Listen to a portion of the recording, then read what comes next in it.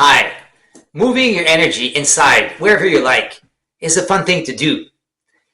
Energy flows where attention goes. I'm sure you've heard this fundamental principle of energy before, but this principle is usually understood superficially, and most people ignore how far they can go with it.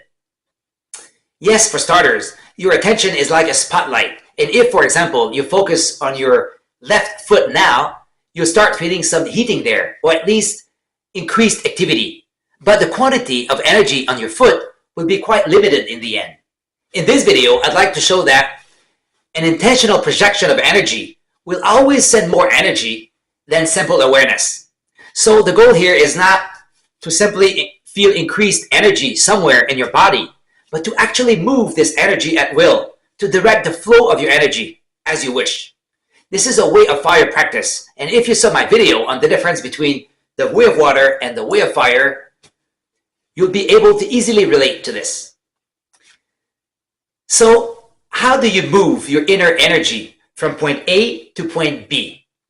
I'd like to give you 3 methods for doing this. 1 direct way, your intention, and 2 indirect ways, your breath and visualization. Let's start with the breath. Here, I'm not talking about the air coming in and out of your body, although if you've never done any breath practice, this is where you'll have to start. Here, I'm talking about what Taoism and Tibetan yoga refer to as your inner breath. This inner breath is really your inner energy that you can feel very tangibly in your body as a thick, dense, and almost viscous sensation. Anyway, that's how I'm feeling it right now. For now. Well, with this practice, you can send this inner breath anywhere you want, and it turns out to be a powerful way to vivify any part of your body. Essentially, your breath becomes a channel of awareness. Second, let's go to visualization, which seems to be the most popular method for moving inner energy. And a lot have been said about this method, so I won't expand on this here. Suffice to say that this is my least favorite way of moving energy because it can lead you to believe you're doing lots of energy movement when in fact it's all in your mind with no real effect in your body. Yes, visualization can be powerful, but only when it's accompanied by true energy movements. Now, let's introduce la pièce de résistance, our third and best approach, which my energy coach calls direct energy control. It's all about intention. So you want to control your energy using the same kind of will that controls your hands and fingers. In other words, you need to develop the similar kinds of brain structures which your infancy brain required to move each finger in very specialized ways when you were babies. As my energy coach puts it, this is brain plasticity at its best.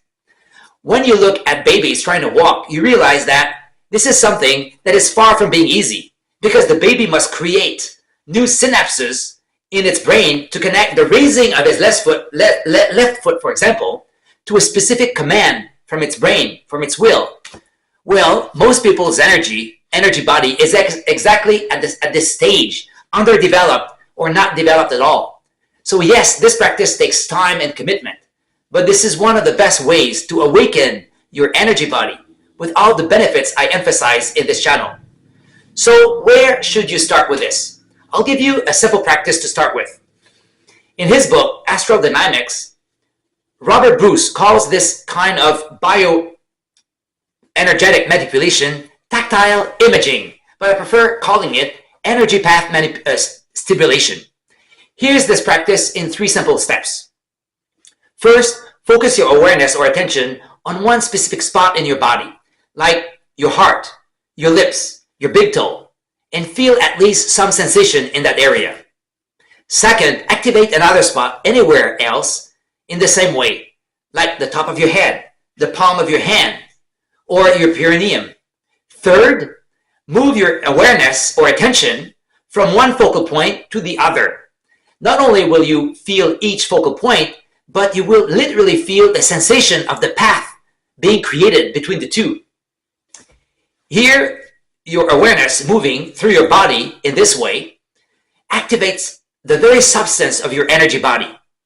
Bruce explains that there's also a physical component to this phenomenon. In this process of brushing back and forth, your nerves are continuously charging and discharging, and this causes your bioelectrical activity to intensify, and ultimately, this friction creates nothing less than a ripple effect in your energy body. Your energy body is like your physical body. It learns very quickly to develop a kind of energetic memory or of often repeated awareness actions. And once these pathways are created, it's very easy to practice anytime, anywhere in your daily life. So my first advice is to find as many awareness points in your body as possible. For example, I have identified around 10 spots just inside my head. But of course, you want to start with the big ones because you'll notice that some areas are more sensitive than others. For example, you realize that it's easier to feel your energy centers like the top of your head, your forehead, your throat, your solar plexus, and so on. But it's also the case for other less obvious spots, like in my case, my nasal bridge, my lips, the palm of my hands, and the sole of my feet, just to name a few. After this, you should play with these path stimulations and take note of what works well and what doesn't work. You may try out short distances first, like going from your C7 vertebrae to your throat. And then you can try longer distance, like going from the top of your skull to the sole of your feet. And you can vary the speed, force, and regularity of each movement. You can even use a metronome for this. And this practice is both an excellent way to clear your blocked areas and to increase the flow of energy in your body. And of course, it may only happen in dribbles at first, but be prepared for some unusual sensations later, especially if you maintain a high level of intensity. For example, I normally feel heat in the area. My body can shake, and sometimes my neck will even crack. By the way, this practice is only one way of moving your energy with intention. Others include expanding, contracting, absorbing, projecting, without forgetting the famous Mula Bandha.